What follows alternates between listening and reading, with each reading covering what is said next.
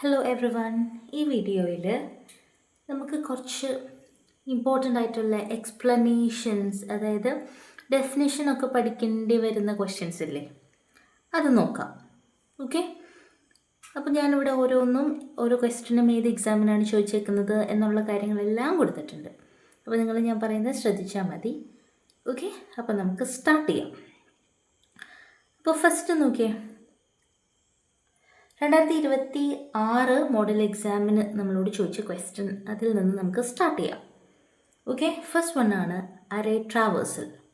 Array traversal repeated ആണ്, അതായത് 2026 ചോദിച്ചു, അതേപോലെ തന്നെ 2022 ചോദിച്ചു, 2020 ചോദിച്ചു.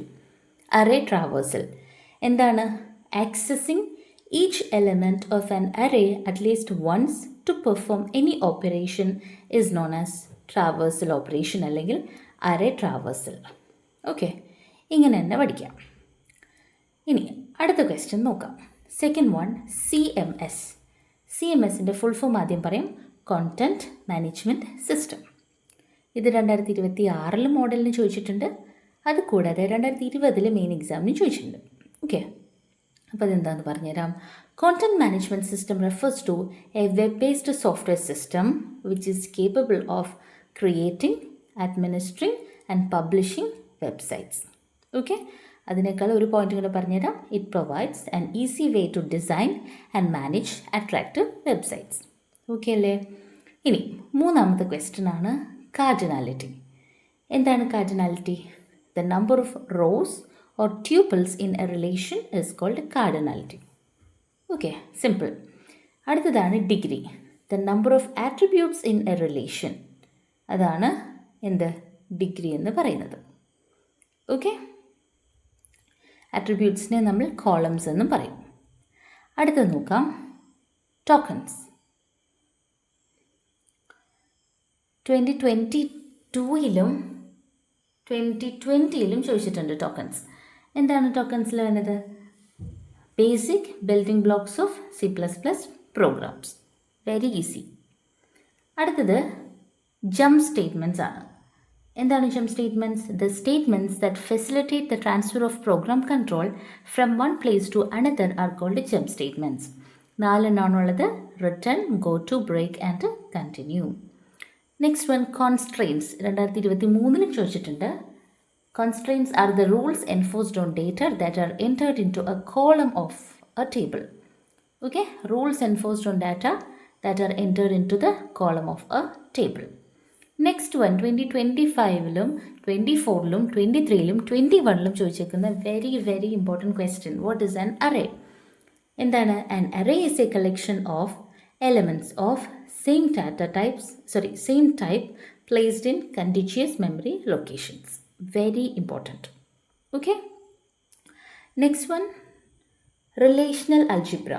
The collection of operations that is used to manipulate the entire relations of a database is known as relational algebra. 2024 ചോദിച്ചൊരു ഇമ്പോർട്ടൻറ്റ് ക്വസ്റ്റ്യൻ ആണ് റെസ്പോൺസീവ് വെബ് ഡിസൈൻ. എന്താണത്? It is the custom of building a website suitable to work on every device and every screen size, no matter how large or small, mobile phone or desktop or television. അതാണ് responsive web design. 2023 ചോദിച്ച questions നോക്കാം. Primary key. A primary key is one of the candidate keys chosen to be the unique identifier for the table by database designer. Okay, next one ആണ് alternate key. Alternate key എന്ന് പറയുന്നത് a candidate key that is not the primary key is called the alternate key. 13th one, cyber forensics. Cyber forensics can be defined as the discipline that combines elements of law and computer science to collect and analyze data from computer systems, networks, communication systems and storage devices in a way that is admissible as evidence in a court of law. Then next one, infomania. Infomania എന്ന് പറഞ്ഞു കഴിഞ്ഞാൽ എന്താണ്? എന്താ സംഭവം നോക്കാം. Infomania is the state of getting exhausted with excess information. Okay, so ഇതൊക്കെ important ആയിട്ടുള്ള കുറേ ഡെഫിനിഷൻസ് ആണ്. നിങ്ങൾക്ക് ഇതെല്ലാനും ഒന്ന് നോക്കിയിട്ട് പോകണം എക്സാമിന്. ഇനി ഇതിൻ്റെ നെക്സ്റ്റ് സെറ്റ് കുറച്ചും കൂടി ഉണ്ട്, അതും കൂടി നമുക്ക് ഈ വീഡിയോ തന്നെ പറയാം. ഓക്കെ, നമുക്ക് ബാക്കി നോക്കാം. മൊഡ്യൂലർ പ്രോഗ്രാമിംഗ്. എന്താണ് മൊഡ്യൂലർ programming? The process of breaking large programs into smaller sub-programs is called modularization. ഇതിൻ്റെ വേറെ പേരാണ് modular programming. Question number, next one, data independence നോക്കാം. The ability to modify the schema definition in one level without affecting the schema definition at the next higher level is called data independence. There are two levels of data independence: physical data independence and logical data independence. Next one, copyright. A copyright is a legal right given to the creators for an original work, usually for a limited period of time. Next one, patent. A patent is the exclusive rights granted for an invention. Next one, infringement. ഇത് 2020 ചോദിച്ചിട്ടുണ്ട്.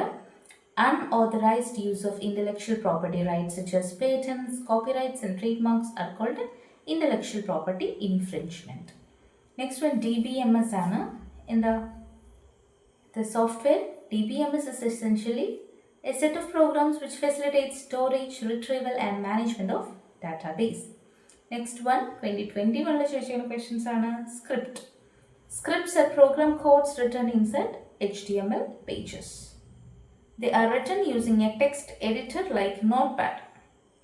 Next one, definition list. A definition list is a list of terms and the corresponding definitions. Next one, entity. 2020 ചോദിച്ച 3 questions കൂടി ഉള്ളൂ പഠിക്കാൻ. An entity is a person or a thing in the real world that is distinguishable from others. Next one, relation.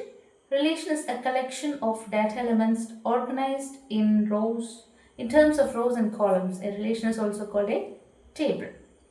The last one is FTP, that is File Transfer Protocol.